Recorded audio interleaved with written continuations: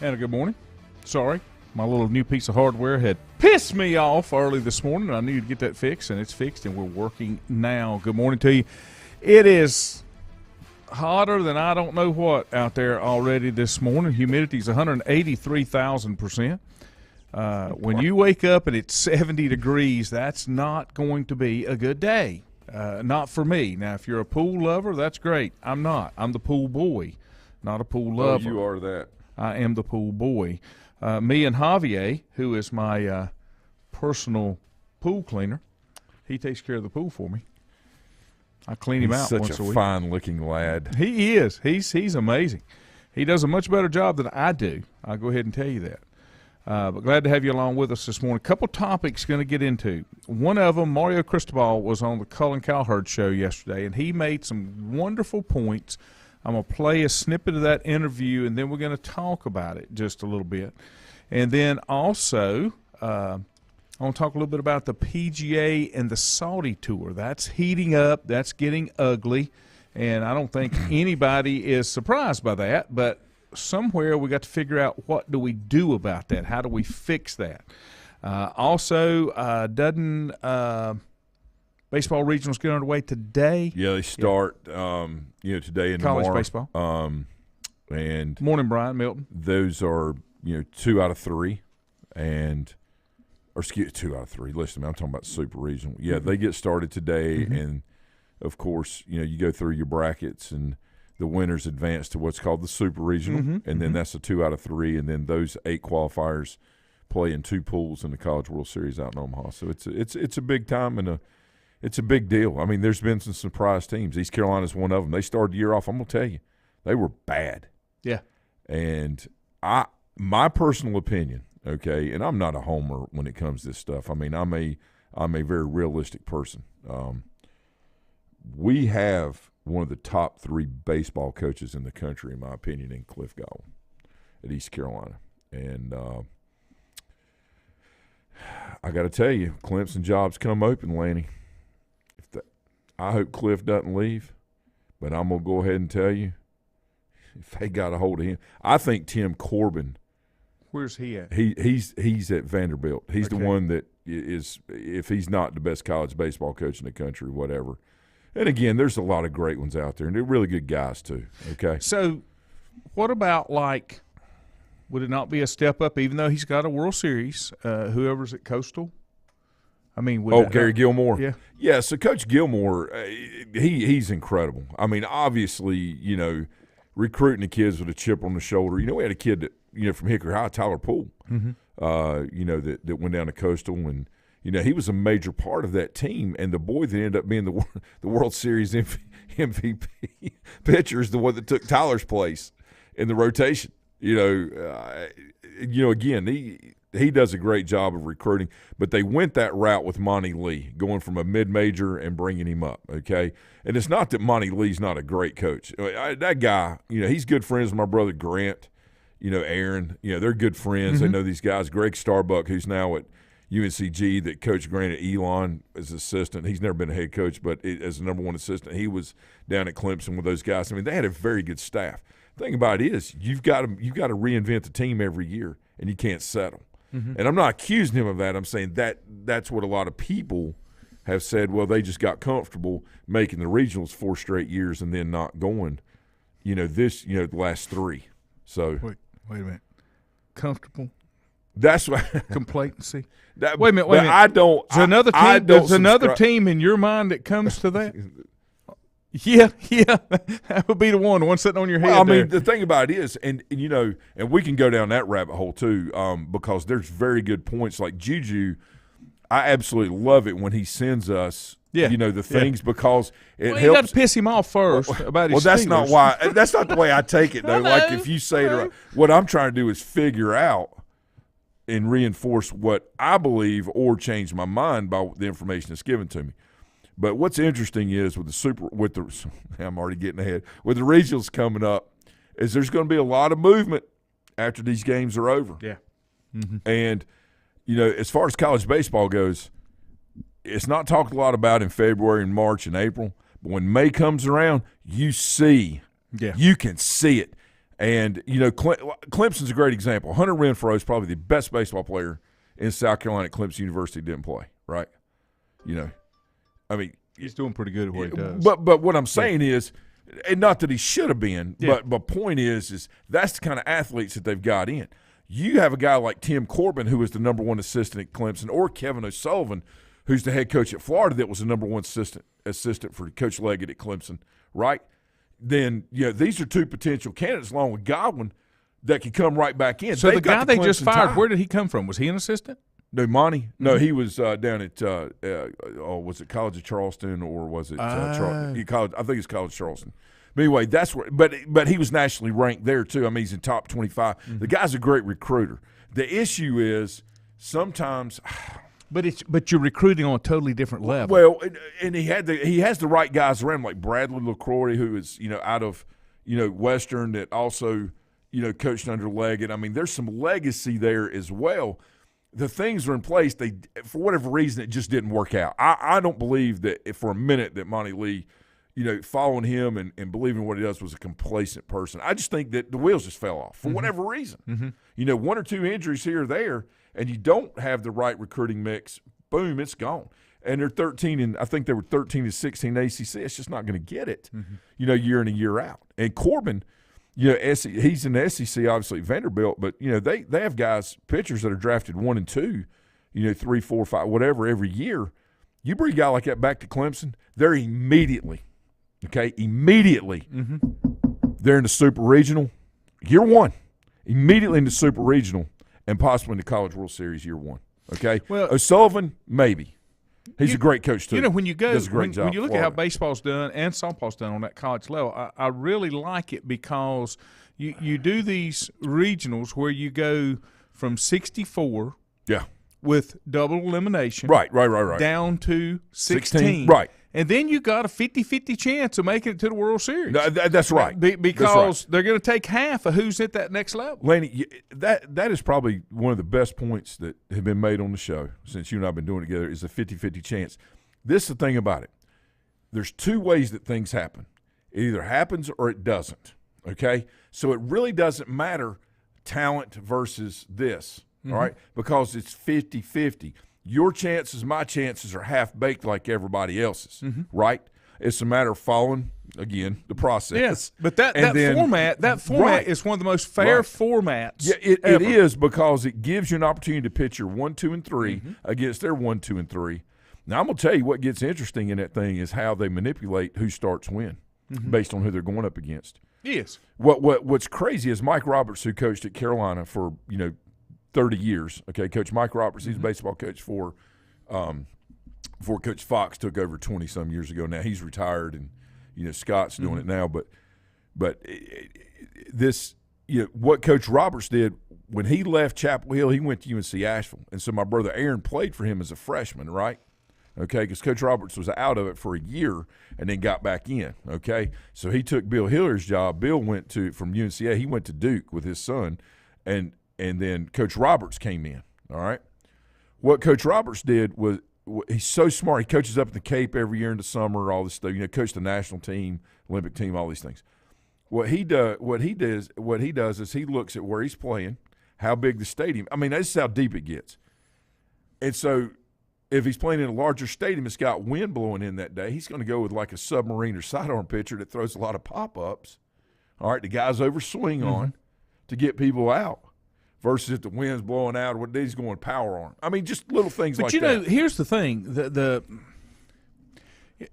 we've talked about it, and I think analytics has hurt as much as it's helped a lot of sports because you swing that pendulum too far. It do too much of this. Yeah. Right. I'm with you. But what he's doing is the same analytics, but it's analytics based on history. You know what I'm saying? It's not just statistics. No. He's looking at what he has available, how that combines with the environment that he's in for that day, and what the other team is like. You're looking. You're what's happened with the analytics, especially in baseball. They've said, okay, here's what's happened for the last 10 years. This is what we're going to go with, instead of saying, okay, we don't have the same makeup we had a year ago. We've got a different makeup of players. We've got a different makeup of conditions, and using your experience, your analytical experience to do it. analytics has always played a part. It's just It that should. you've gotten to the Yeah. point to where you've made it. You've rely made on it too much. You've made it this factor, Right. that you just discount everything else. Well, and you can't. Yeah, you're so right. That may have taken the first greatest point over now, but think about the sport where the over analytics other than baseball occurs on the high school level. Football. Mm-hmm. It's You can insane. overthink it. And then but in football in high school you don't have the in between to that. You have people that are either 100% analytical in what they do, all right, and only go on stats, which end up being your losers in the end, by the way, okay? People that can't get the job done. Then you have the ones that are just going to stick to the process no matter what they got instead of looking at what they got.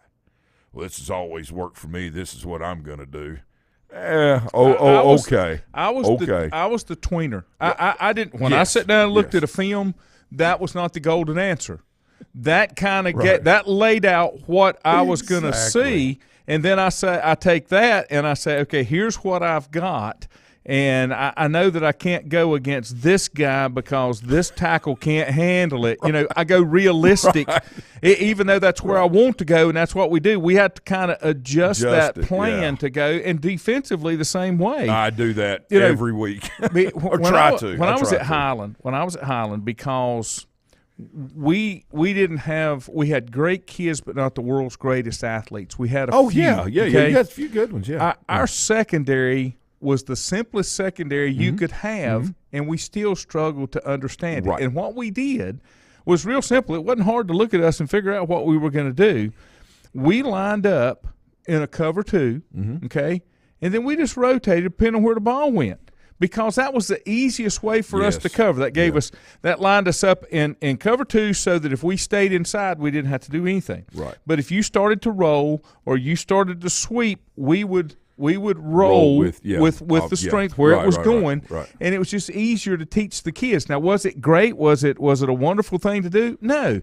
There was no sky and cloud calls to where you start switching responsibilities. They would be out in the universe if I was calling sky and cloud They'd have calls. gone up to the sky clouds. Yeah. I the interesting point to all of this is your point to analytics. Okay. What I see a lot on Facebook and with people that do arm camps and all these things, or speed clinics with arms. Mm-hmm. I saw the other day a guy up in Hickory or wherever he's at does this thing where he's gotten certified in basically helping you throw the ball faster, okay, on the radar gun. Mm-hmm. The issue is when you have a 15 and 16-year-old kid that jumps from 80 to 87. That sounds really great. When they do it in a matter of a month and a half to 2 months, the body has to be able to handle the load that's being put on the elbow and shoulder, okay? Mm-hmm. Now, not you, third person, of course. You say, well, yeah, but he's throwing harder. Pitching is pitching. If throwing hard was the standard, then probably one of the greatest pitchers that ever lived, Greg Maddux, would not even be mentioned. That's right. Okay, so it's the He's same not a hard ball thrower. Right, but yet he could pitch a game in an hour and 38 minutes and get people to ground balls out, in the first swing, by throwing his sinker or cutter. I'm just giving an example. I think it's that way in football too. When you factor in, when you have coaches that look at things differently. There's nothing wrong with that, but you have a clock in football, right? Mm-hmm. Both play clock and time clock. Same thing in basketball. In baseball, you don't. So strategy becomes a lot different because, my thing was, I'll give you an example. You talk about changing directions. The year we won the state championship in 99, we go down and play Bladenboro. We had not stolen 9 bases all year. We were fast. We were big. We were strong. We could run. There was no need to because we just hit balls in the gap or out of the park. It didn't matter. We could manufacture runs that way. I would bunt every now and then just to work on it, not because we needed to, but just, to work on it. We go into state championship. Bladenberg, great kid behind the plate. He's a nice kid. I got to know him a little bit. I'm very good friends with our head coach, Joey Altry, but he just didn't have a strong arm. He was a very good receiver and could handle that power pitcher, who got drafted by the Expos the next year, Mitchell, 2 years later, Thomas Mitchell. But the point is we stole 20 bases in 3 games. So we changed direction on what we normally did based off the You took advantage of what was available. right. To you. And to your point about what I was talking about with Coach Roberts about pitching, you will see a lot of that in the regionals, and it's going to be interesting how the 1, 2, and 3 matchups with the power arms or arms are manipulated, and who throws the first game first night. Yeah. I just think this is what I like. In a standard weekend, I like throwing the number 2 on Friday, all right, the number 1 on Saturday, and the number 3 on Sunday, or going 2, 3, 1, if I need to. Like if I don't win on Friday night, I'm going back with number 1 on Saturday. All right? I'm talking about a 3-game series. Mm-hmm. If I win Friday night pretty convincingly with my number 2, I'm going to throw my 3 on Saturday and then throw my bullet on Sunday. Mm-hmm. I'm just giving an example. If you need. Yeah, right. I got a technical baseball question I'll come back to in a minute.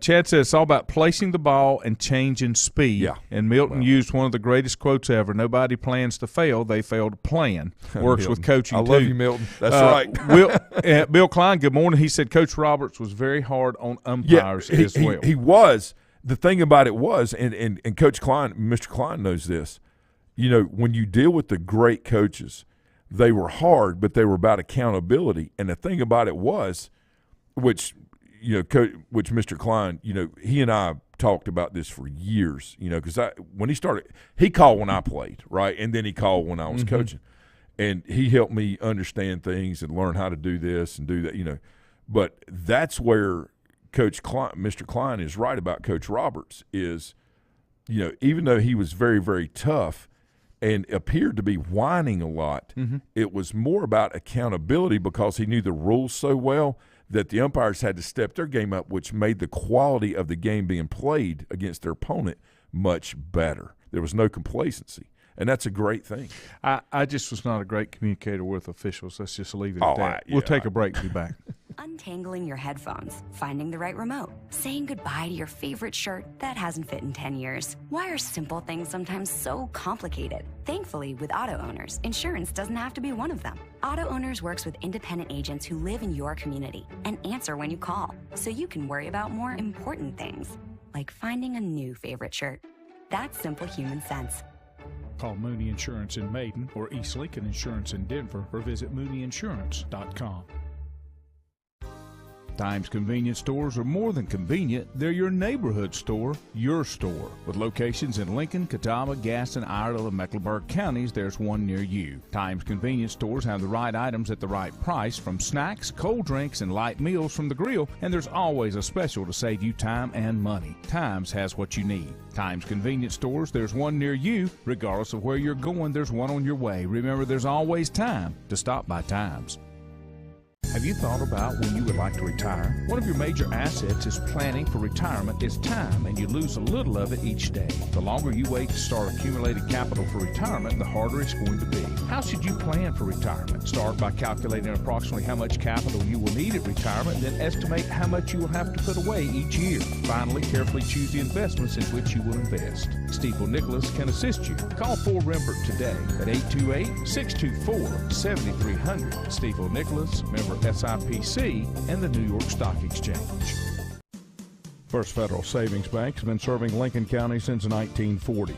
And as it has been from the beginning, customer service is a priority to First Federal Savings Bank. They want to get to know you by name.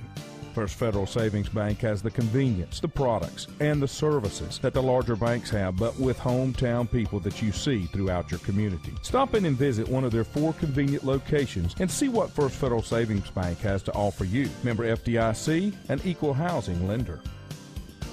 Whether it's a sit-down meal or a call-in for the drive-thru, Brookwood Cafe and Catering is the answer. A variety of meats, vegetables, and desserts cooked daily, or a hot sandwich from the grill, they have what you're looking for to satisfy your taste buds. If you need catering from 5 to 500, Brookwood has you covered as well. Stop by Brookwood Cafe and Catering at 202 Providence Mill Road in Maiden. Don't forget breakfast daily till 11 a.m. Open Tuesday 6 a.m. to 2 p.m., Wednesday through Saturday 6 a.m. till 8 p.m., and Sunday from 7 a.m. to 3 p.m. Call 828-428-8944 to place your order today. Covenant Church began as a vision of just over 100 people in 1984. Since then, Covenant Church has grown and currently located at 2168 Gastonia Highway in Lincoln. The Sunday schedule includes early morning worship at 8:30, Sunday school at 9:45, and morning worship at 10:45. Their ministries extend beyond Sunday. Visit their website at www.covenantchurch.church to see all they have to offer, and better yet, stop by and see for yourself. Covenant Church may be just what you're looking for a new church home. If you ask around, you'll find Burke Mortuary has a reputation for excellence and commitment to value. They've built a reputation of trust for more than 35 years. Burke Mortuary is proud to offer personal attention, meaningful tributes, and the area's most affordable prices. They're also proud to offer you beautiful, state-of-the-art facilities. It's the perfect place to honor your loved one. So when choosing a funeral home, the choice is easy. Choose Burke Mortuary with locations in Maiden and Newton.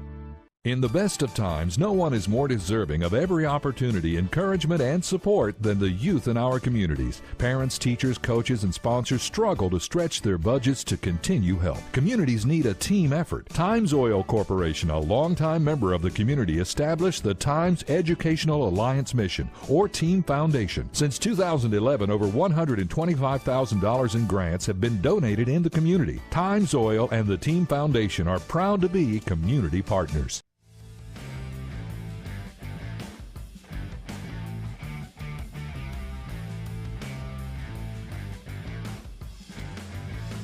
And welcome back.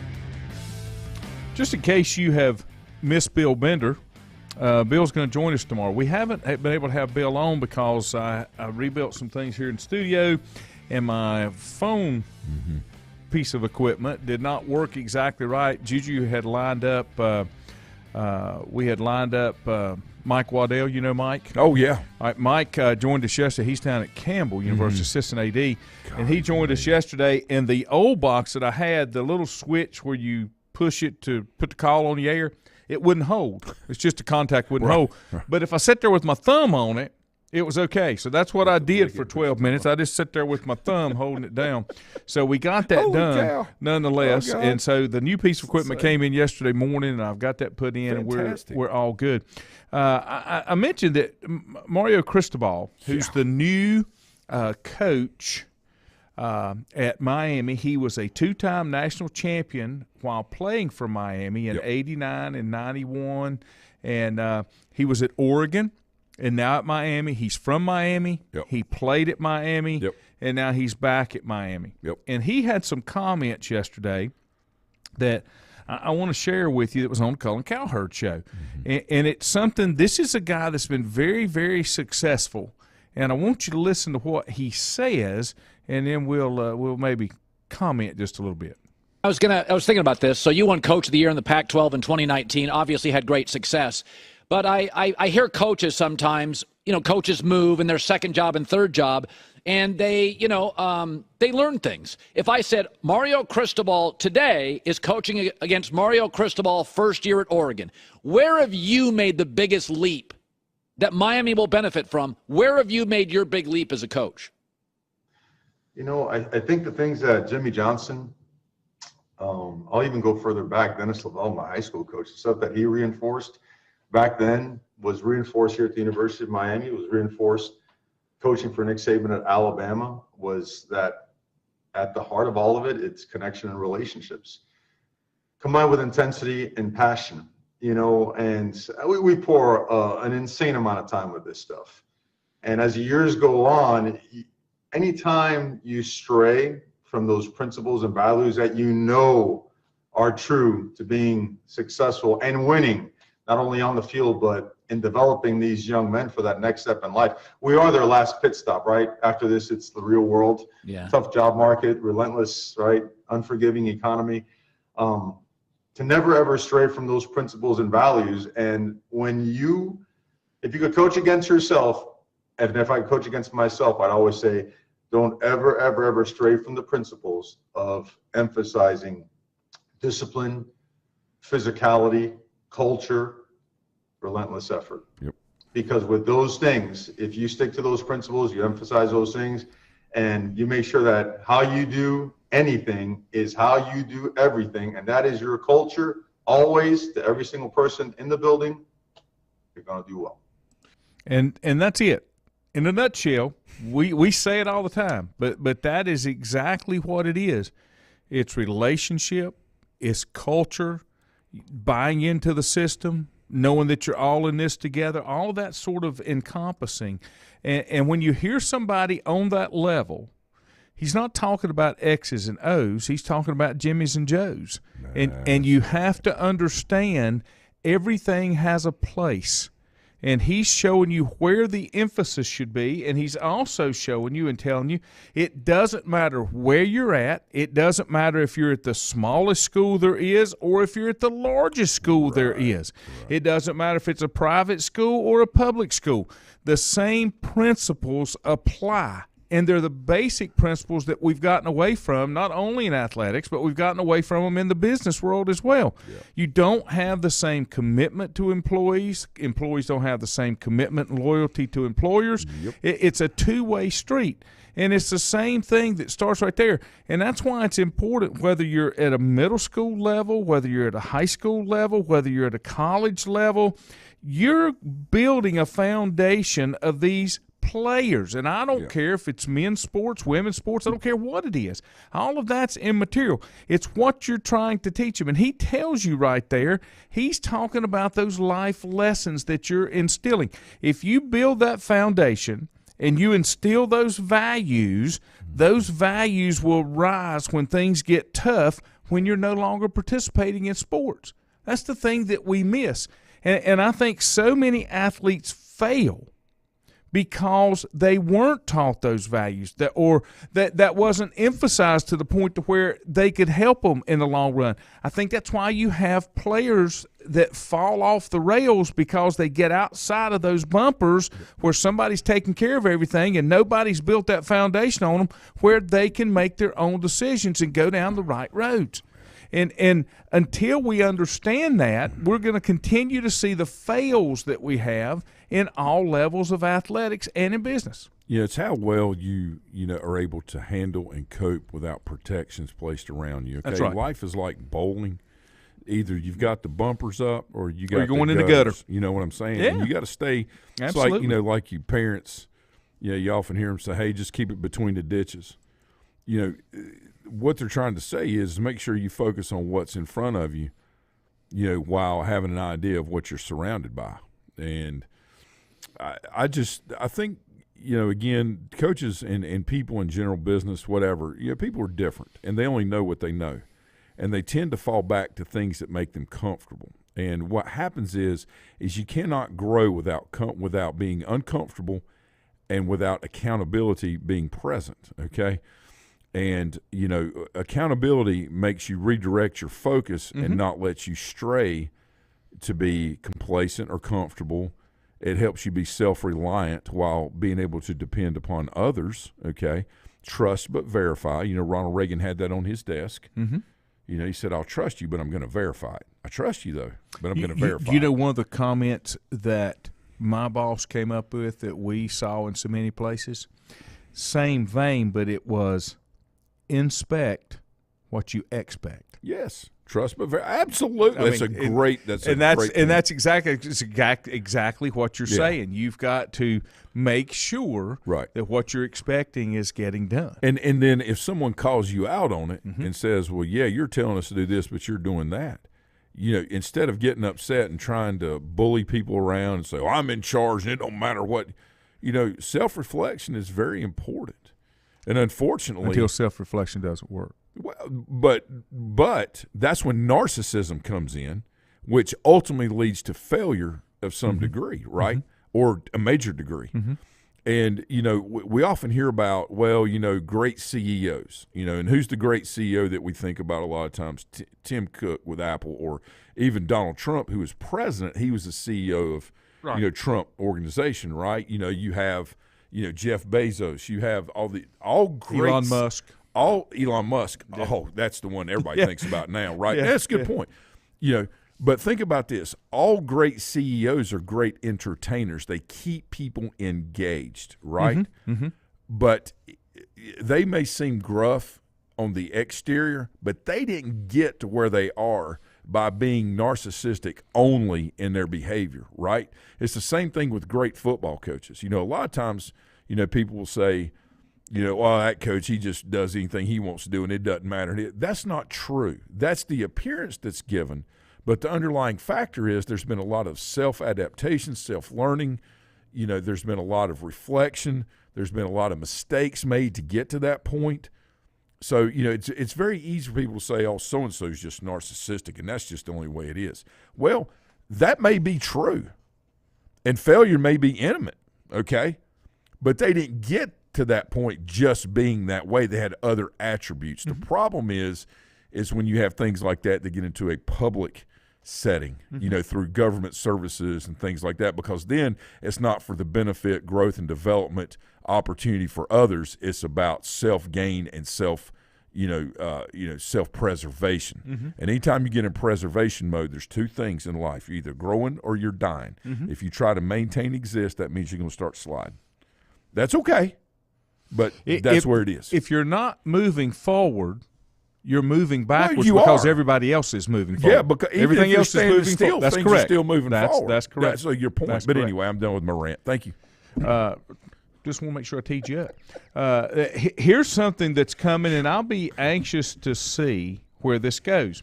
We told you about the Washington Commanders have had some things exposed about they did not handle ticket sales and refunds and some things properly, which has gotten the FTC involved. Now, here's the part that bothers me.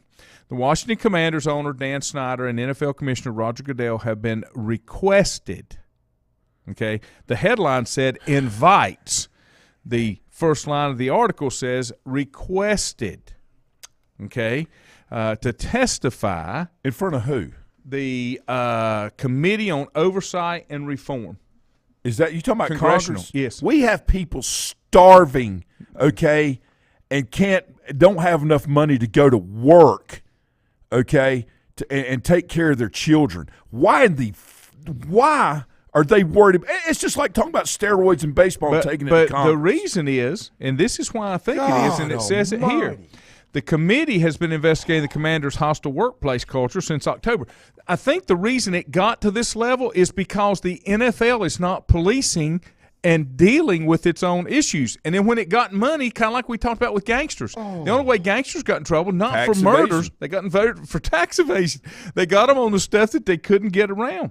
This right here tells you your focus is your reality, and the people that have been elected are not focused on the issues that are in front of people today. And I'm not talking about feelings-oriented issues. I'm talking about things that impact your life from a financial and from a mental standpoint. This is freaking ridiculous. Get together and figure out how to make sure people can get to work on time, feed their kids, okay, and get them properly educated instead of worrying about what some pro football team is doing. Figure it out. The problem where they got involved with it, though, is because there's so much money involved, and the people that got shafted was the working man on these deposits and stuff. That's why this came in. It wasn't big business. Seems to be the running theme right now, huh? Yeah. Yeah. The common man's the one that got, and that's why this got brought up. I think. Get elected, provide opportunity, and uphold things and a standard so we can all have something to live for and live beyond, instead of worrying about, God, oh my God, I'm going to lose Mandy, my good mind. morning. I'm trying to keep him calm down. I'm going to lose my mind. Ronnie said, just think how many coaches put winning above everything, and they may be the problem in developing our young people. That is completely true. That is completely true. If you go back and you look at some of the players that have issues and you look at the culture that they came out of with no rules and no boundaries and all they were interested in was winning and moving on to the next one, I think there is something there. Todd said especially in the D.C. area for. Milton said the Tepper bankruptcy of the real estate company in Rock Hill, that reared its ugly head this morning. The real estate company that David Tepper set up to do the work to develop this site in Rock Hill has now declared they stopped construction. They shut everything down. Right. They have declared bankruptcy. Yeah. And now where the uproar's coming from is there was government money involved in this that was put in, and now it's not going to come to fruition. Private-public partnership. Yeah. The problem is you know, he's doing everything by the law. Now what's the You law? don't have to like it. No. What's right and what's the law are not always on the same page. That's correct. Okay, but everything that he is doing, you can bet, because of the attorneys he has, and he is He pays people a lot of money to make sure they're making the right decisions. And you just don't. Well, anyway. So that story is still developing, but now they've got this monstrosity thing down there, and eventually this is going to work out. I think it's just positioning. Everybody says, no, he's declared bankruptcy. It's all over. I still say it's positioning. Let me take a break. We come back. I want to talk about the PGA and the Saudi, and then I've got to ask for a baseball question because I don't know the answer, that has to do with why you throw a right-handed pitcher to a left-handed batter that switch hits and only bats left-handed on Wednesdays and that kind of thing. Back with more. Untangling your headphones, finding the right remote, saying goodbye to your favorite shirt that hasn't fit in 10 years. Why are simple things sometimes so complicated? Thankfully, with auto owners, insurance doesn't have to be one of them. Auto Owners works with independent agents who live in your community and answer when you call, so you can worry about more important things, like finding a new favorite shirt. That's simple human sense. Call Mooney Insurance in Maiden or East Lincoln Insurance in Denver, or visit mooneyinsurance.com.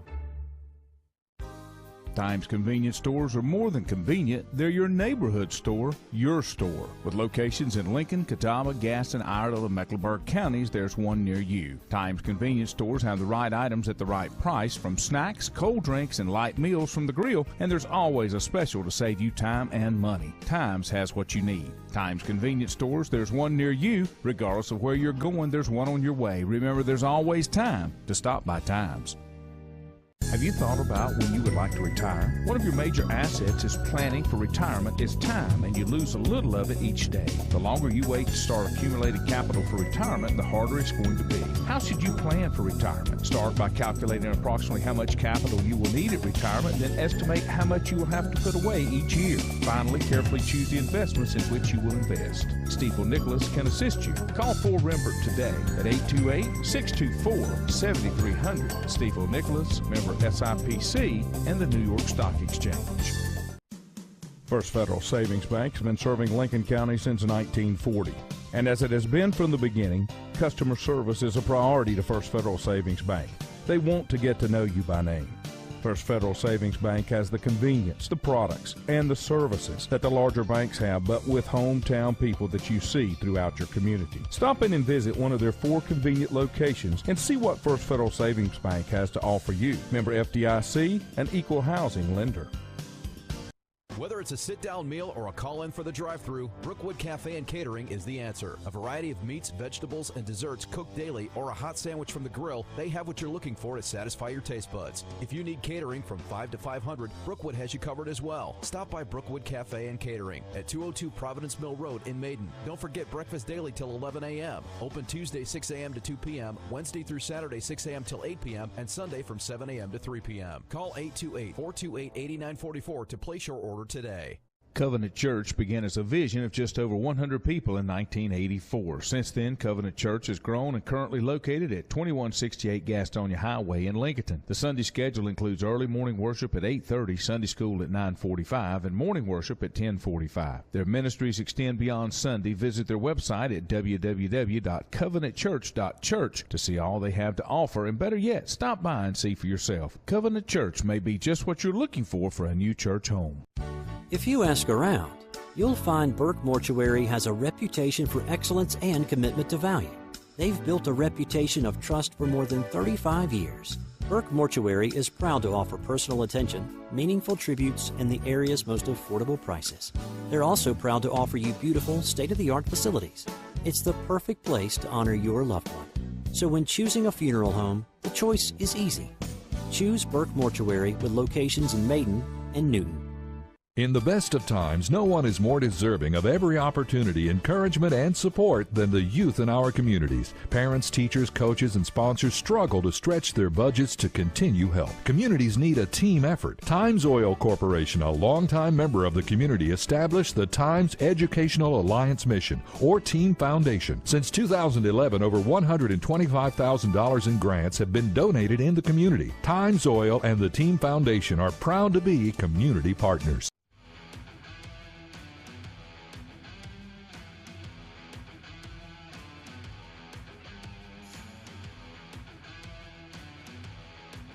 I love it when my mess works like it's supposed to.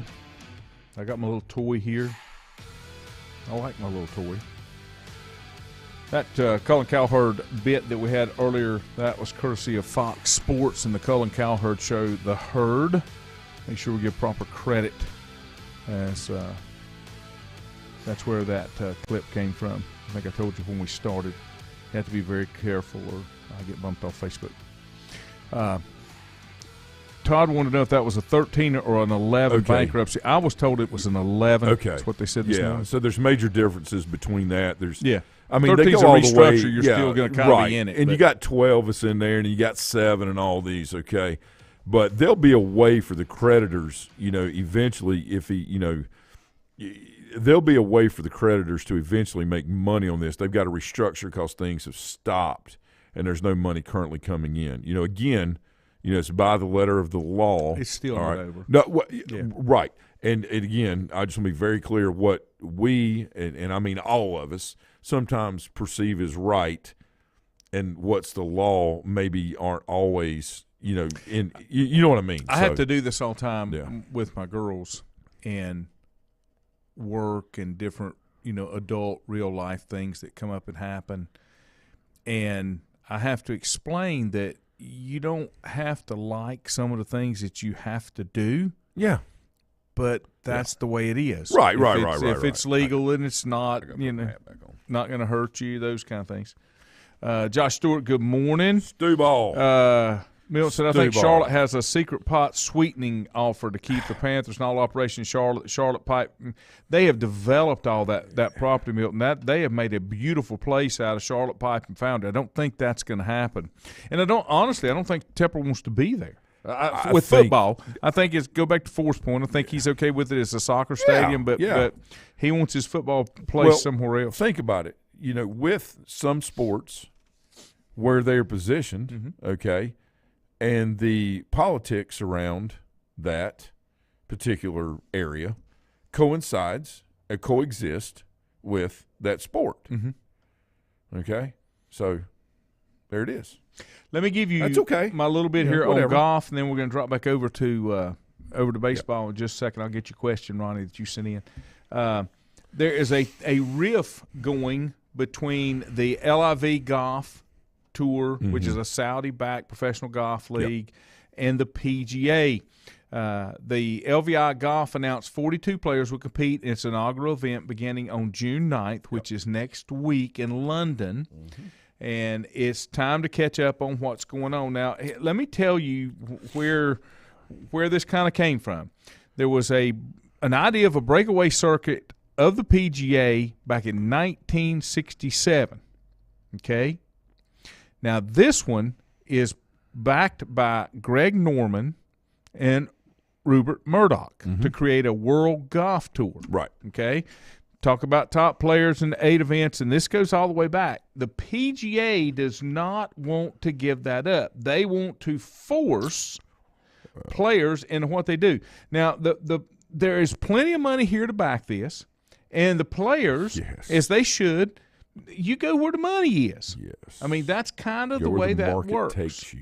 Now, let me tell you the one thing through all this that has bothered me more than anything about this is the narrative that they're doing. And that is that the Saudis have all these human rights violations. Well, guess what? They're our ally.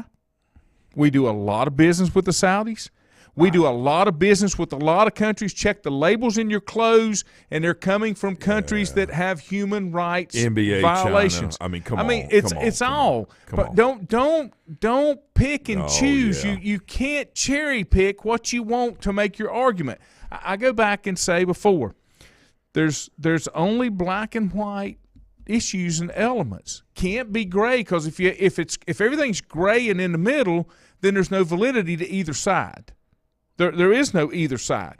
It's just free for all. So you got to have, okay, if we're going to do this, this is what we're going to do. And that's what I've said before. It's all or none. You got to all be in or you all be out, and don't start cherry picking. Well, I don't like this part. Well, you can't not like it for the PGA and the Saudis when it comes to golf, but it's okay for the shirts that come in and the shorts and the big manufacturers, the Nikes, the oil. the Adidas, yeah, everything. Don't say it's okay to do that. So the problem, in my view, where this is boiled down to, is the PGA does not want its top stars playing in competing events. Now, is that fair? Is that right? I mean, here again, the PGA has the right to do that. But I think it's going to blow up over time if they don't work with them instead of trying to work Well, you got to against adapt or die, okay? The other thing, too, is you don't think that a World Baseball League is coming at some point? And the Saudis have a lot more money than the PGA. Yeah, okay. They've been giving royalties for a long, long time on things. Okay, but at some point there's going to be a World Baseball League that's coming. All right? The Major League Baseball is not going to like it. Matter of fact, at some point, 20, 30, 50 years, whatever, all right, 10 years, whatever, they're going to try to make it part of Major League Baseball. Let's say they don't. And let's say that a group of investors out of Dubai, I'm just giving an example, just a private group, private equity group comes in and says, we're going to form a World Baseball League, and they're going to pay each player on average $1 million more a year. And again, I'm just throwing a number out than what Major League Baseball can afford to pay. But Major League Baseball is going to say, no, you got to stay here and play with us. Are they going to suspend them? That's what the PGA is doing. No, that's what I'm saying. And if they don't and they go play in that World League, again, I'm just throwing it out there, okay? Then what are people going to say? I should stay and play for Major League Baseball because of the prestige and the tradition of it. What happens anytime, and you've had this happen in your life too, anytime something young, new, and exciting comes in to an area where things are established and traditional and not bent a lot, what happens? The first thing is accusations and anger start flying instead of embracing what's new and finding a way to coexist with it and make it work for the benefit of everyone. Milton gave a great point right there. AFL, NFL, they merged to stop the competition. Right. Thank you, Milton. You Amen, absorb brother. it. You absorb it. All right. Now, how about this? So, on this scale, it's like my next door neighbor Eddie. All right, he preaches at First Baptist in Maiden, and he had a sermon. I don't go there, but I love my neighbor Eddie. He's like the greatest dude ever. Right? He's so funny. I love him. Great neighbor. And I love the Baptist church too. I got so many good friends. Ronnie.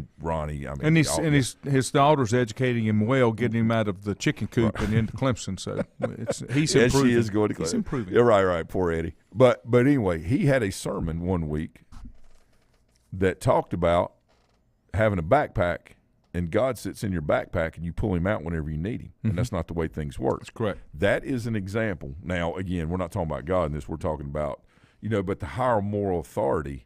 All of a sudden when things don't go well, then you start grasping at things that you think ought to be right or shouldn't be done because they're not right, instead of having that look at things all the time. That's how you know people are starting to back up and get put in the corner. My pet peeve, okay, I got a lot of them. Just ask my wife.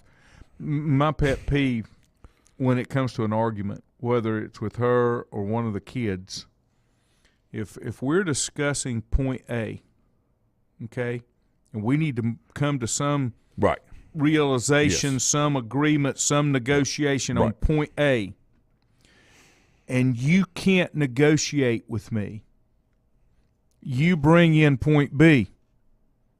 We weren't talking about point B. Yeah, but you do this. That I don't have anything to do with it. That's what's happening here.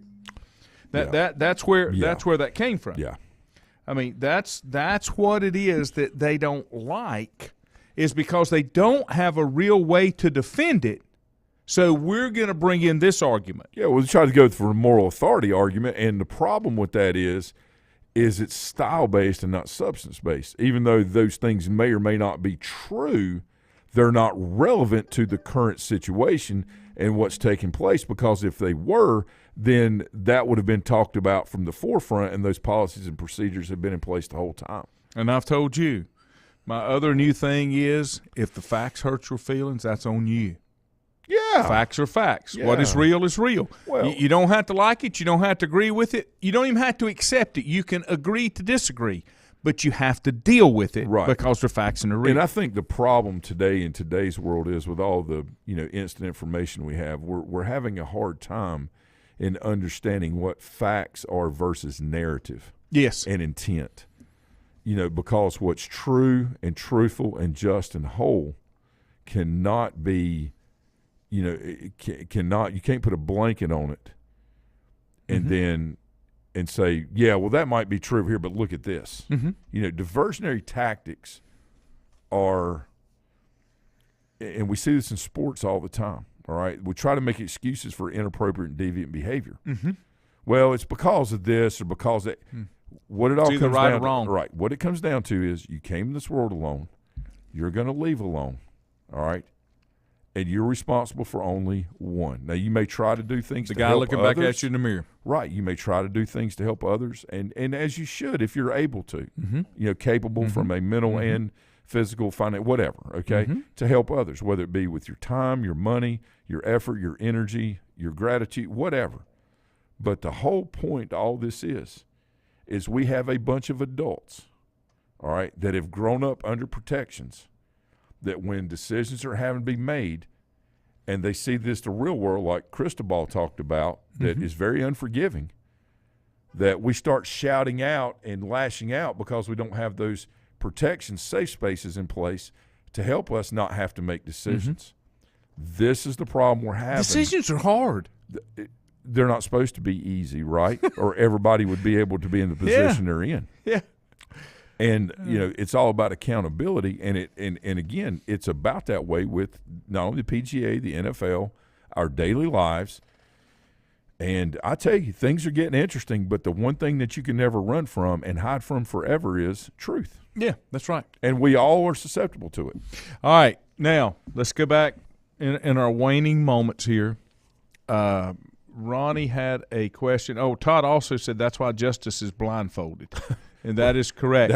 Ronnie said if you have a Maddox-type pitcher and he's doing his job with ground balls, but you have a player that can't catch a ball with a butterfly net, why is the pitcher always pulled? Because I'm assuming it's easier to make that pitcher change than it is to make that person that can't catch. Ronnie, that's a great point, and that could be at multiple levels. The problem with accountability is that with pitching, there's always been this preconceived notion that everything is about pitching and pitching only in baseball. Okay, you hear that a lot. Chad, who is one of my long time friends, Chad Mullis, that listens, and of course Josh that played for me, Steven, Todd grew up with it. He's a guy I've known for God since we both were kids. The problem with all of that is pitching is a means to get things going, but the process has to unfold itself. And what happens is you have people that are reactionary in baseball instead of proactionary, that are decision makers a lot of times. They worry about the event that has just happened instead of trying to fix things for the future events. And it's like Ronnie talks about. One of my favorite players of all time, my first year at Maiden, he was playing left field in an Easter tournament game. I'm not going to say his name because it's a kind of an embarrassing story. But there was a fly ball hit to left field, okay?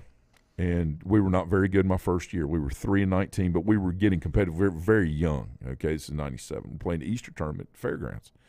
I think we're playing Saint or somebody. A fly ball was hit to left field. He just kind of jogged to it and let it fall. I called timeout and took him out of the game. Okay? Now, a lot of people are like, why? Well, number one, you have to have great effort when you play or you can't play. Mm-hmm. And a standard has to be set, a standard of excellence, not of perfection. Mm-hmm.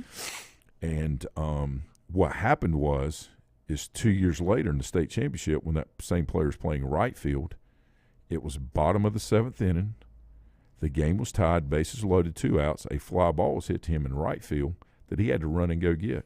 Guess what he did? He caught it. Okay? He caught it. Made the great play. We got out of the inning. We go on and win it next inning. Mm-hmm. And the point is, you just got to set a standard. Mm-hmm. No. A standard of excellence. Yeah. Not perfection, excellence. My next and final question is, what's the big secret with pitching a lefty versus a lefty or a righty versus a righty or opposite? Okay. What's the so a lot of times you see them make mechanics the of that? switch, right? You know, they'll make it based on, right versus right, right-hander versus right-handed pitcher, right-handed hitter, left-handed pitcher, left-handed. Okay, that's about 95% accurate. Okay, sometimes if you have a sidearm pitcher, all right, or even a non-power pitcher, it's not really as important, or submarine pitcher, as important about the matchup as it is about what that hitter does. For example, we have hitting charts, or when I was coaching a long time ago, we have hitting charts on every player. They're kept in a notebook. All right, and players are assigned to these charts. Are they a first pitch swinger? All right, and if so, do they swing it? Will they swing at breaking balls or take them? How do we learn how to pitch these guys? Then what it does is, once we got charts like you're talking about, left, right, then we can go back and match the behavior of the hitter to the behaviors of the arms that we have available, and make the decision there. Okay. Steven says about seeing the ball. Yeah, and that's what I'm talking about. Like, if you have a guy that hides the ball really well, then you like the right on right or left on left matchup, because they see it late, for whatever reason. If you got a guy that, has got a really good breaking ball, a late breaking ball, things like that, you got a first pitch swinger, any of these things, or somebody that overswings, are they off balance when they swing, things like that. Then you know how to do your matchups. Okay. Now, see, I've learned my baseball knowledge for today. Shit. I feel so much better. I feel refreshed. And let me tell you this. Chad Mullis is on here with us. Mickey Bullock, who is one of his teammates, and I was telling you about Mickey. Yesterday was his birthday. And Mickey's a couple years older than I am, maybe 3 years older. When I played against him in Legion, he played for Caldwell, played at Burke. I remember pitching to him.